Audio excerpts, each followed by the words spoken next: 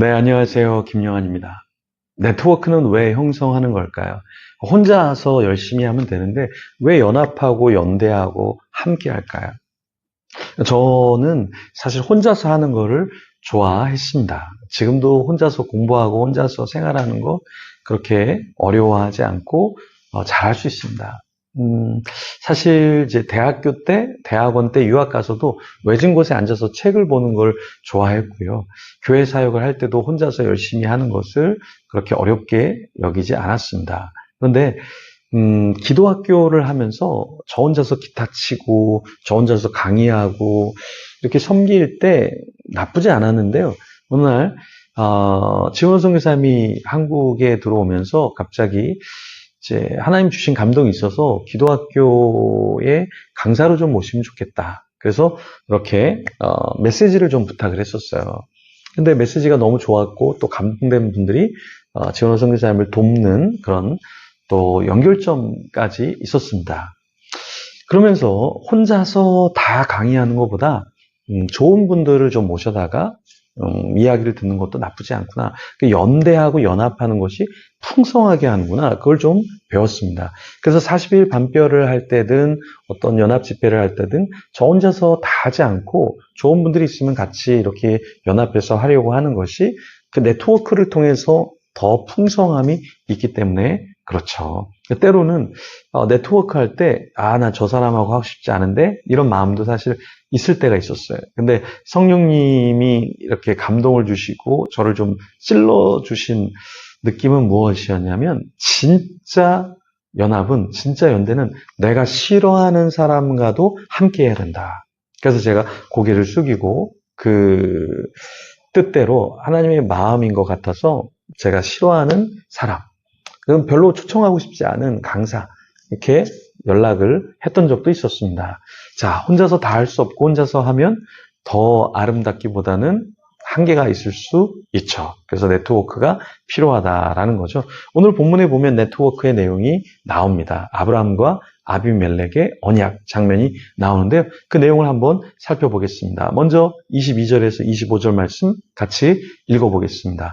그때 아비멜렉과 그 군대 장관 비골이 아브라함에게 말하여 이르되 내가 무슨 일을 하든지 하나님이 너와 함께 계시도다. 그런즉 너는 나와 내 아들과 내 손자에게 거짓되 행하지 아니하기를 이제 여기서 하나님을 가리켜 내게 맹세하라. 내가 내게 후대한 대로 너도 나와 내가 머무는 이 땅에 행할 것이니라. 아브라함이 이르되 내가 맹세하리라 하고 아비멜렉의 종들이 아브라함의 우물을 빼앗은 일에 관하여 아브라함이 아비멜렉을 책망하매 아비멜렉이 이르되 누가 그리하였는지 내가 알지 못하노라. 너도 내게 알리지 아니하였고 나도 듣지 못하였더니 오늘에야 들었노라. 자, 아비멜렉은 어떻게 하나님이 아브라함과 함께 있음을 알았을까요? 22절에 보면 아비멜렉은 이미 아브라함의 좋은 믿음에 대해서 아마 알고 들었을 거예요. 그리고 아비멜렉은 아브라함이 그랄에 머물 때 하나님이 아브라함과 함께 있는 것을 아마 경험했을 겁니다. 이런 아비멜렉의 고백처럼 또 그리고 나서 이 이후의 사건에서 실제로 아브라함이 자신의 아들 이삭을 제단에 바쳤던 그 내용까지 아브라함이 어떤 사람인지 어느 정도는 이제 가늠을 했을 겁니다. 그러니까 이러한 상황에서 아비멜렉은 아브라함에게 무엇을 부탁하죠? 23절에 보면 아브라함 자신의 아들 손자들에게 거짓되이 행하지 않으면 좋겠어. 이렇게 이야기를 하고 자신과 맹세를 하자. 이렇게 제안을 했죠. 아브라함은 맹세를 했죠. 그리고 어떤 일이 벌어졌습니까? 25절에 아비멜렉의 종들이 아브라함의 우물을 빼앗는 일이 있었어요. 아브라함은 아비멜렉을 책망했습니다. 너 어떻게 그럴 수가 있어? 그리고 아비멜렉은 누가 그렇게 했는지 그런 일이 있었는지 이제 듣지 못했다. 아비멜렉이 이렇게 이야기를 하고 또 이 부분에서 더 깊이 있게 서로 싸우는 것이 아니라 어느 정도 이제 마무리를 짓게 되죠. 아브라함은 사실 아비멜렉을 책망까지 할 수 있었습니다. 왜냐하면 아브라함은 소돔 전쟁에서 이겼었잖아요. 전쟁에서 이긴 경험이 있고 군사들이 있었습니다. 그리고 하나님의 이름만 높고 대단한 것이 아니라 아브라함도 그렇다. 이미 이렇게 사람들이 다 인정하는 그런 존재였기 때문에 싸움을 해도 많은 사람들이 도와줬을 거예요. 그런데 아브라함은 싸움을 선택하는 것이 아니라 네트워크를 형성하도록 노력합니다. 그래서 27절에 보면 아브라함이 양과 소를 가져다가 아비멜렉에게 줍니다. 그리고 서로 언약을 해요. 자, 이게 참 아비멜렉이 죄송합니다. 제가 이렇게 대가를 치르겠습니다. 뭐 이렇게 좀 돈을 드리겠습니다. 재산을 더 늘릴 수 있도록 제가 뭔가 드리겠습니다. 이렇게 해야 되는데 아브라함이 그렇게 했다. 네. 참 성숙한 모습이죠. 그러니까 여러분들이 상처를 받고 어떤 손해를 봤을 때 내가 손해봤으니까, 내가 상처받았으니까 너도 한번 받아봐. 이건 성숙하지 않은 거예요. 네트워크를 형성하려고 그러면 아브라함, 내가 잘못했어. 이렇게 내가 너한테 뭘 줄게. 이렇게 이야기할 수 있어야 되고, 조금 더 성숙한 사람은 아브라함 같은 경우는 자신이 손해를 봤음에도 불구하고 아비멜렉, 내가 양과 소를 가져왔어. 우리 같이 언약하자. 우리 다시는 싸우지 않도록 우리 조금 뭔가 액션을 취하자. 이렇게 했던 것이죠. 그래서 우리가 살아가면서 억울한 일이 있을 수 있어요. 저 사람 내가 가만두지 않겠어. 어떻게 나한테 저럴 수 있어? 이런 생각, 이런 마음 들 수 있습니다.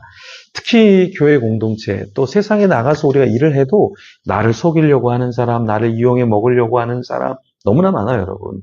목회자 세계도, 선교사 세계도 마찬가지입니다, 여러분. 선교지에 가면 다 도울 것 같잖아요. 서로 다 보면서 저 사람한테 뭘 빼먹을까, 저 사람을 통해서 내가 어떤 유익을 가질까, 이런 거를 더 계산하는 사람들이 또 있어요. 그런데 그런 것에 속아 넘어가 주는 거. 그러고 더 이상 속아 넘지 않기 위해서 어떤 계약을 하고 연대하는 거. 이게 성숙의 자리로 나아가는 것이 아닐까요?